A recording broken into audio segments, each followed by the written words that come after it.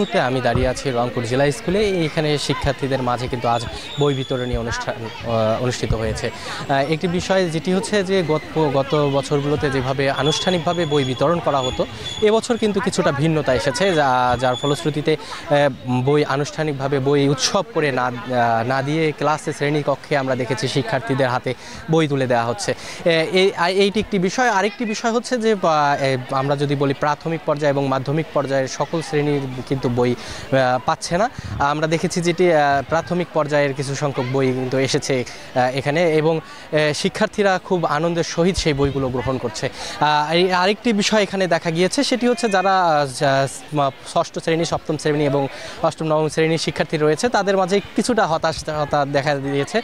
তারা বলছেন যে বই তারা পাচ্ছেন না। নতুন বছরের প্রথম দিনে যে বই তারা বিগত বছরগুলোতে পেয়ে আসছিল, এবছরে সেইটা কিছুটা ভিন্নতা দেখা দিয়েছে। এতে কিছুটা হতাশ হলেও যে ছোটরা তাদের স্কুলে প্রতিষ্ঠানে যে ছোটরা বই পাচ্ছে, এই বিষয়টিকে তাদের মাঝে একটি আনন্দের উৎসাহ সৃষ্টি হয়েছে। তো এই মুহূর্তে আমরা এই রংপুর জেলা স্কুলের একজন শিক্ষার্থীর সঙ্গে কথা বলবো, জানতে চাইবো তার কাছে তার অনুভূতিটা কীরকম। তোমার নাম কি এবং তুমি কোন ক্লাসে পড়ো? আমার নাম মোহাম্মদ মাহাদি হোসেন, আমি ক্লাস 9-এ উঠলাম। আর ছোটদের বই দিছে, আমাদের বই দিচ্ছে না, এই বিষয়টা একটু খারাপ লাগতেছে। বাট আস্তে আস্তে বই পাবো, এটা শুনে খুশি হইলাম। আমরা আশা করছি তোমরা খুব শীঘ্রই তোমাদের বই পেয়ে যাবে।